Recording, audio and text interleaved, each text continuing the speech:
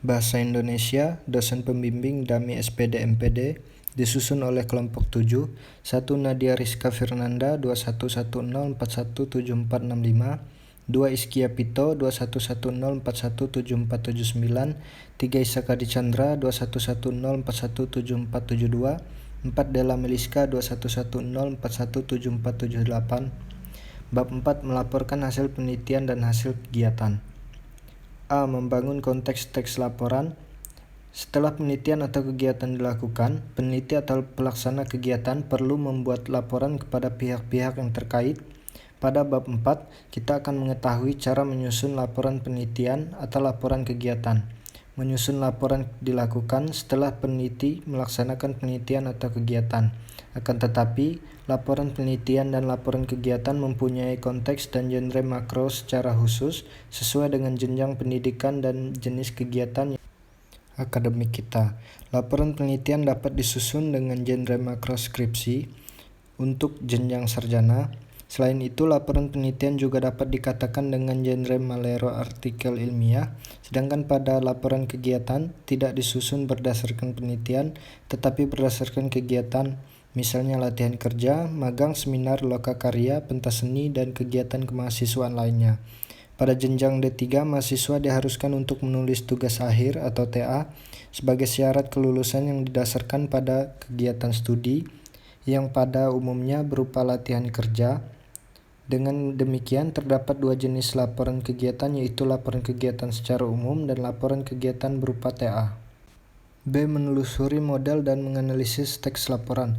Melaporkan hasil penelitian atau hasil kegiatan, termasuk pengolahan dan analisis data dalam bentuk tulisan, dalam penulisan laporan tentang sekali peneliti untuk memperhatikan dari segi kebahasaan dengan formulasi bahasa yang sesuai agar laporan peneliti mudah dipahami, sedangkan dari sisi lain yang harus diperhatikan adalah ketepatan waktu laporan penelitian atau kegiatan. Hal ini supaya hasil-hasil dan temuan-temuan penelitian atau kegiatan tersebut tidak akan diketahui oleh berbagai pihak dengan cepat. Selain itu, apabila penulisan dan publikasi penelitian atau kegiatan segera dilakukan, manfaat teoritis dan praktis penelitian atau kegiatan itu juga dapat segera dirasakan manfaatnya, baik sebagai referensi dasar pemikiran atau pijakan penelitian selanjutnya. Di sisi lain, laporan kegiatan yang harus dapat juga dijadikan pedoman untuk merancang kegiatan yang akan datang.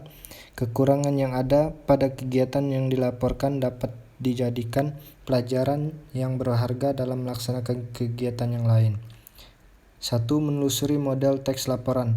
Menulis laporan penelitian dan laporan kegiatan disusun menurut struktur teks tertentu. Struktur teks terdiri atas tahapan-tahapan yang direalisasikan oleh genre mikro yang sesuai dengan isi dan fungsi tahapan-tahapan tersebut. Pada bab ini, kita akan menelusuri struktur teks dan formulasi bahasa yang dituntut pada laporan penelitian dan laporan kegiatan. 2. Menganalisis hubungan genre pada setiap tahapan teks laporan. Bagian-bagian tertentu pada laporan mengandung isi yang sama dengan proposal. Bagian-bagian itu membentuk tahapan-tahapan struktur teks.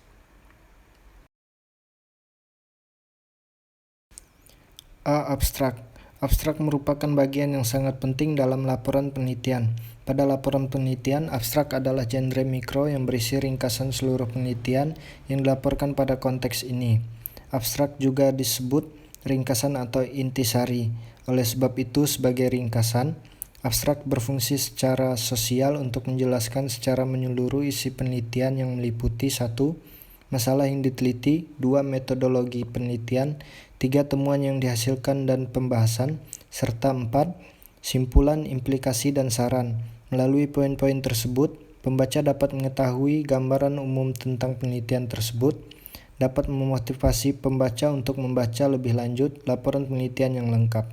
Selain sebagai bagian dari laporan penelitian dan bagian dari laporan ilmiah, abstrak juga bisa berdiri sendiri sebagai tulisan yang jika dikumpulkan pada prosding atau komplikasi abstrak. Apabila abstrak dilepaskan dari keseluruhan laporan penelitian, judul dan nama peneliti harus ditampilkan pada bagian awal. Dengan demikian, abstrak menjadi nama genre tersendiri dan sekaligus nama bagian artikel atau tulisan.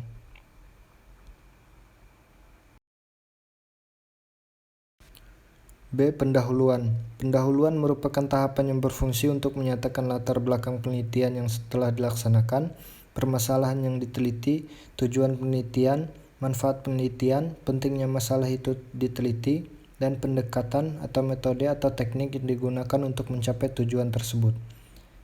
C. Landasan teori dan tinjauan pustaka. Pada tahapan landasan teori dan tinjauan pustaka berisi dua hal. Yang pertama adalah landasan teori yang berfungsi untuk menyampaikan ulasan teori yang digunakan untuk memecahkan masalah yang diteliti, dan yang kedua adalah tinjauan pustaka yang berfungsi untuk menyatakan perbandingan antara penelitian dan yang dilaporkan itu dan penelitian-penelitian sebelumnya. D. Metodologi penelitian. Tahapan metodologi penelitian berisi sajian tentang pendekatan, metode, dan teknik penelitian yang diterapkan pada penelitian yang dilaporkan, termasuk langkah-langkah yang ditempuh. E. Hasil penelitian dan pembahasan. Tahapan hasil penelitian dan pembahasan terdiri atas dua hal yang berbeda, yaitu hasil penelitian dan pembahasan. Pada laporan penelitian, kedua hal itu dapat dijadikan satu bab atau bisa juga dijadikan dua bab. Penyajian menjadi satu bab atau dua bab adalah persoalan gaya. Yang lebih penting adalah bahwa laporan penelitian harus mengandung esensi, hasil penelitian, dan pembahasan. Secara esensial, keberadaan kedua hal itu mengisyaratkan perealisasian dua fungsi teoritis yang berbeda tapi sekaligus tidak dapat dipisahkan. F. Penutup. Bab penutup merupakan tahapan terakhir pada struktur teks laporan penelitian. Tahapan ini biasanya mengandung dua unsur, yaitu simpulan dan saran pada dasarnya. Simpulan merupakan ringkasan dari temuan penelitian yang segaris dengan pertanyaan dan tujuan penelitian. Karena dari simpulan dapat diketahui bahwa tujuan penelitian itu tercapai atau tidak. Selanjutnya, berdasarkan temuan-temuan penelitian tersebut, saran diajukan. Saran berisi masukan tentang tindakan yang harus dilakukan baik secara teoritis maupun praktis. G. Daftar pustaka dan lampiran. Daftar pustaka dan lampiran tidak dimasukkan ke dalam struktur teks laporan penelitian, tapi Anda dianjurkan untuk membaca kembali bagian yang memuat daftar pustaka pada bab tersebut. Peneliti termasuk penulis hendaknya memasukkan ke dalam daftar pustaka semua gambar yang berupa buku, artikel ilmiah atau jurnal, atau terbitan lain yang digunakan sebagai acuan dalam membuat laporan penelitian. Peneliti hendaknya memilih salah satu model penulisan sesuai dengan konversi yang berlaku, misalnya model yang dikeluarkan oleh APA, American Psychological Association.